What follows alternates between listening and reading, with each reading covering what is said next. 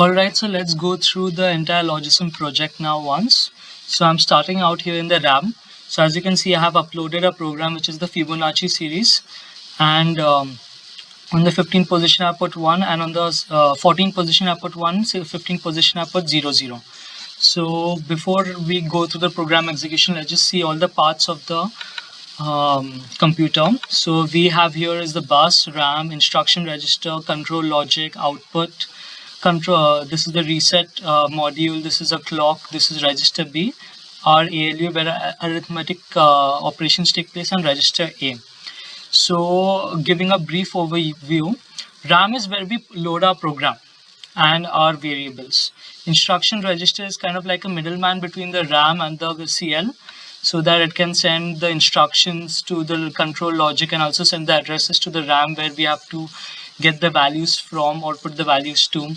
Register A and B are basically like a temporary storage register for the ALU. Like for ALU to perform certain processes, it has to have two places where it can store the values while the processing is happening. Now with the control logic, we are able to send the signals to enable and disable certain components of the entire computer. On the right side, you can see there are many of these halt, MI, RAM in, RAM out, IO, II. So these are all signals which enable, disable our components, right? This is the output screen. Here we have used the hex digit display where you are able to see what output is being shown. Right, now let's go into each component and see what is there. Like this is the bus, just like a small bus. It takes like 8-bit values. You can see the value over here. You can also give an input from here, but now there's not much use. It was helpful for debugging in the beginning, right? So a 1-bit register, this is actually 8-bit register. So what is this? Is like each of this is one flip-flop. So 8 flip-flops have been attached, D flip-flops have been attached together to form a 8-bit register. Now this 8-bit register has two things. It has a load and it also has an enable over here. So when the load is on, then the value can be read into the flip-flops. And when the enable is on, the register can output the values outside, right? Now we can go inside the flip-flop and look as well. You can see that there is a pull-up register. So this is so that there is no E, like that E that comes of no value, that should not be there. In case there is like no value, 0 is still a value. If there is no value, then it will put it to a 1. Alright, so that is a D flip-flop. This is just like a small, this is like the D flip-flop part. And then let's go to program counter. Over here we have basically just used a normal Logism counter. It has a register inside it and it remembers which location we are on. Basically it stores the point, the instruction address at which we have reached in the program sequence, right? So this is what the program counter does. A register, B register, we have just used basic registers, like the same register, but we have just named it differently. Then this is a B2D, is basically this is used in the output. So in the output, when we are doing our processes inside of the computer, we are doing it in binary format. So we send the binary from over here into the B2D and we basically get a decimal output. How this happens is like these outputs, they are fed into the hex digit display and that converts the binary into decimal for that unit place. And to make sure that we are like every unit place has the right number, for example 1010, in binary it is a 10, right? Over here that basically means like the second hex display from the right has to display 1.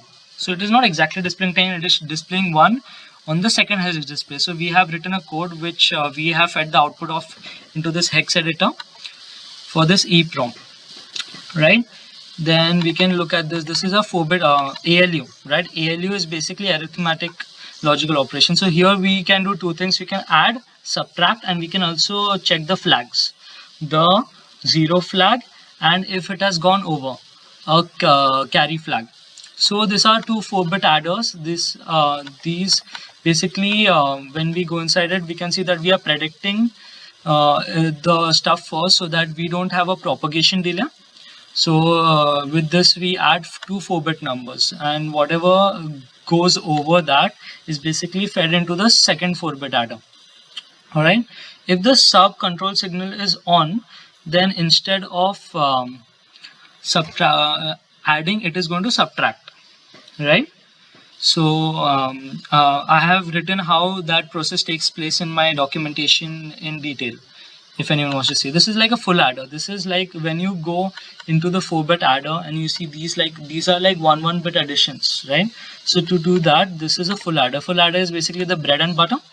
It adds 2 bits. It can take in carry as well, and it can give out this the answer plus an out carry, right? So that is our entire thing. Now we can just run the Fibonacci series program. If you want to see, you can see like a different light ups will come over here, because like different things are being processed. Different control signals will be called.